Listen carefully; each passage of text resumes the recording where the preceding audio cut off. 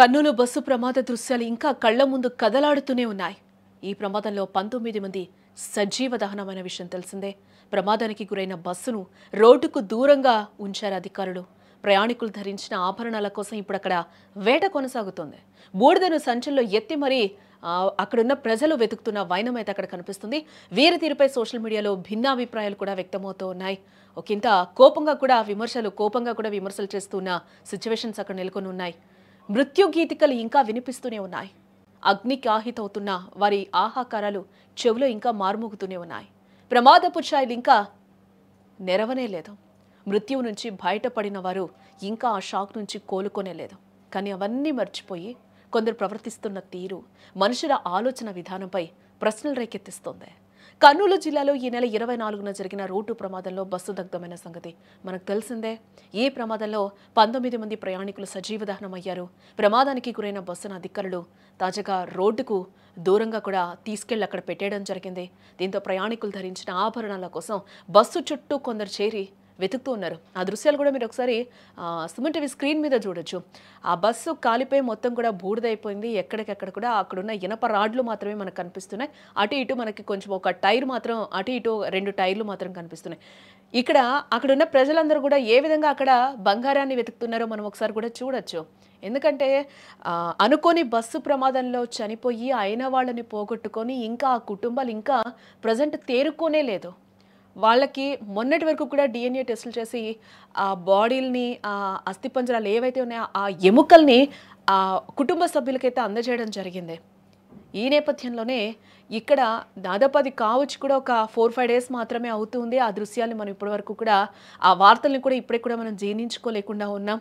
ఎంతో ఫ్యూచర్ ఉన్న పిల్లలు కావచ్చు, కుటుంబ సభ్యులు కావచ్చు, అందులో చనిపోయిన పరిస్థితి మనం చూసాం. ఎంతో భవిష్యత్తు ఉన్న వాళ్ళు కూడా అందులో చనిపోయిన యువతీ యువకుల్ని కూడా మనం చూసాం. ఇదే నేపథ్యంలో ఆ బస్సుని కూడా పక్కకు పడేశారు. ఈ ఇన్సిడెంట్ జరిగిన తర్వాత కూడా ఆ పక్కకు పడేసే నేపథ్యంలో అక్కడ వాళ్ళు ఒంటిపైన ఏవైతే ధరించి ఉంటారో, లేకపోతే పాకెట్స్లో ఏవై ఉంటాయో, లేకపోతే వాళ్ళ బ్యాగ్స్లో వాళ్ళు క్యారీ చేసిన బ్యాగ్స్లో కూడా ఏమన్నా దాచుకొని ఉండొచ్చు, తీసుకువెళ్తూ ఉండొచ్చు. ఇదే నేపథ్యంలో బంగారం కోసం ఇక్కడ వేట మొదలైంది. ఏదో నిధిలో బంగారాన్ని తవ్వుతున్నట్టు, లేకపోతే మనం కొన్ని డిస్ట్రిక్ట్స్లో కూడా మనం చూస్తున్నాం. ఇప్పుడు మొన్న వర్షానికి కూడా ఉప్పాడ బీచ్ నుంచి కూడా కొట్టుకొస్తున్నాయి బంగారం అని చెప్పగానే జనాలందరూ అక్కడికి వెళ్ళినట్టు, కర్నూలులో కూడా మనకి బంగారం దొరికినట్టు, డైమండ్స్ ఎవరికి రైతులకి దొరికినట్టు ఇక్కడ ఏదో ఆ బస్సు ప్రమాదంలో చనిపోయిన వాళ్ళవి ఏవో విలువైన ఆభరణాలు దొరుకుతాయని ఈరోజు అక్కడ బంగారం కోసం వేట మొదలు పెట్టారు. ఆ దృశ్యాలు కూడా ఏ విధంగా ఉన్నాయో మనకి క్లియర్గా కనిపిస్తూ ఉన్నాయి. నెటిజన్స్ నుంచి కూడా రకరకాల భిన్నాభిప్రాయాలు అయితే వ్యక్తమవుతూ ఉన్నాయి. కామెంట్స్ కూడా పెడుతూ ఉన్నారు. అంటే ఇంకా సామెతలు ఇక్కడ చెప్పకూడదేమో, అలాంటి సిచ్యువేషన్లో ఇక్కడ జనాలు ఇంకా ఉన్నారని కూడా ఇక్కడ మనం చెప్పుకోక తప్పదు. బూడిదైన సంచుల్లోకి ఎత్తి మరీ కూడా అక్కడ వెతుకుతున్న దృశ్యాలైతే మనకి కనిపిస్తూ ఉన్నాయి.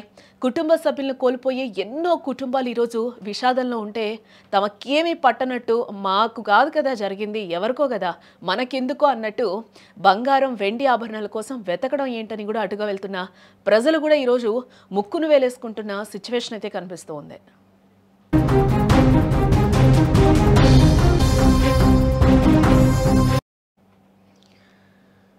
కర్నూలులో జరిగిన ఘోర బస్సు ప్రమాదం తీవ్ర విషాదాన్ని నింపిన సంగతి మనకు తెలిసిందే. ఈ ప్రమాదంలో దాదాపుగా 19 మంది సజీవ దహనమయ్యారు. గుర్తుపట్టలేకుండా మారిన మృతదేహాలను ఇటీవల బంధువులకు కూడా అప్పగించిన విషయం మనకు తెలిసిందే.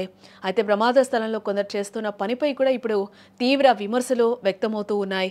సుదూర ప్రాంతం నుంచి వచ్చి మరి కూడా బంగారం కోసం ఘటనా స్థలంలో కొందరు వ్యక్తులు జల్లెడ పడుతున్న సిచ్యువేషన్స్ అయితే అక్కడ ఆ దృశ్యాలు కూడా మనకి కనిపిస్తూ ఉన్నాయి. ఆ మూటలు కూడా, ఆ బూడిదలు ఏవైతే ఉన్నాయో ఆ మూటల్లో కూడా ఆ పక్కకు పెట్టిన వైనం అయితే మనకి కనిపిస్తుంది. అలాగే నిస్సహాయ పరిస్థితిలో అగ్నికి ఆహుతైపోయారు ఆ 19 మంది కూడా. ఓ తల్లి తన బిడ్డకు ఏం కావద్దని కౌగిట్లో బంధించి బూడిద కుప్పగా మారిన తీరు దేశవ్యాప్తంగా కూడా కన్నీళ్లు పెట్టించింది. గుర్తుపట్టలేనంతగా కాలిపోయిన మృతదేహాలకు DNA పరీక్ష నిర్వహించి ఇప్పటికే కుటుంబ సభ్యులకు కూడా అప్పగించారు. ప్రమాదం జరిగిన రోజునే అక్కడ చెల్లాచెదురుగా పడిన వస్తువులను పోలీసులు స్వాధీనం కూడా చేసుకున్నారు. అయితే బస్సు ప్రమాద స్థలంలో బంగారం కోసం స్థానికులు గాలిస్తూ ఉండటం కూడా తీవ్ర విమర్శలకు దారితీస్తుందని కూడా మనకి చెప్పొచ్చు. ఇదేం పిచ్చిరా బాబు, ఇదేం వెర్రి జనాలకి, అయిన వాళ్ళను పోగొట్టుకొని చాలా కుటుంబాలు ఉంటాయి. ఈరోజు వీళ్ళు చేస్తున్న పరిస్థితి వీళ్ళు చేస్తున్న పని ఏంటి అని కూడా ఇదేం పిచ్చి జనాలకంటూ కూడా నెటిజన్స్ ఫైర్ అవుతున్న పరిస్థితి అయితే కనిపిస్తూ ఉంది. వెండి ఆభరణాలు కరిగి బూడిదలో ఉంటాయని కూడా వీళ్ళు గ్రహించారు. ఒక దురాశతో మహబూబ్ నగర్కు చెందిన కొన్ని కుటుంబాలు బుధవారం ప్రమాద స్థలానికి వచ్చాయి. బస్సు కాలిపిన బూడిదను సంచుల్లో సేకరించి ప్రమాద స్థలానికి దగ్గరలోని కుంట వద్ద నీటిలో కడిగి బంగారం ఉందో లేదో అని పరీక్షిస్తున్నారు. ఈ ప్రమాదం ఎన్నో కుటుంబాల్లో విషాదాన్ని నింపింది, ఎన్నటికీ తీరని దుఃఖాన్ని మిగిల్చింది. కానీ వీళ్ళు బంగారంపై ఆశతో ఇలా దూర ప్రాంతం నుంచి వచ్చి మరి వెతుకుతూ ఉండటం తీవ్ర ఆలోచనలు అయితే ఇక్కడ రేకెత్తిస్తుందని కూడా చెప్పుకోవచ్చు. కాగా హైదరాబాద్ బెంగళూరు నేషనల్ హైవే NH-44పై కర్నూలు జిల్లా శివార్లోని చిన్నటేకూరు వద్ద అక్టోబర్ 24న తెల్లవారుజామున ఈ దుర్ఘటన జరిగింది. వేమూరి కావేరీ ట్రావెల్స్కు చెందిన వోల్వో స్లీపర్ బస్ అగ్నికి ఆహుతయింది. అందులో ప్రయాణిస్తున్న 42 మందిలో 19 మంది ప్రయాణికులు, ద్విచక్ర వాహనంపై ఉన్న ఒక వ్యక్తి సహా మొత్తం 20 మంది ఈ దుర్ఘటనలో చనిపోవడం జరిగింది. హైదరాబాద్లోని పటాన్చెరు నుంచి బెంగళూరుకు బయలుదేరిన ఈ బస్సు తెల్లవారుజామున 3 గంటల ప్రాంతంలో జాతీయ రహదారిపై వేగంగా వెళ్తూ అప్పటికే ప్రమాదం జరిగి రోడ్డుపై ఉన్న బైక్ను ఢీకొట్టడం జరిగింది. బైకు బస్సు కింద ఇరుక్కుపోయి కొంత దూరం వరకు ఈడ్చుకెళ్లింది. ఈ క్రమంలో బైక్లోని పెట్రోల్ ట్యాంకు పగిలి రాపిడి కారణంగా నిప్పు రాజుకుని బస్సులో మంటలంటుకున్నాయి. దీపావళి పండగ సందడి ముగిసిన మరికొన్ని గంటల్లోనే తమ గమ్యస్థానాలకు చేరుకోవాలనుకున్న వారు మార్గ మధ్యలో మంటల్లో చిక్కుకొని సజీవ దహనమయ్యారు. వీరందరి ప్రయాణాల లక్ష్యాలు వేరైనా తుది గమ్యం మాత్రం మృత్యు ఒడిలోనే అని ఎవరూ ఊహించలేకపోయారు.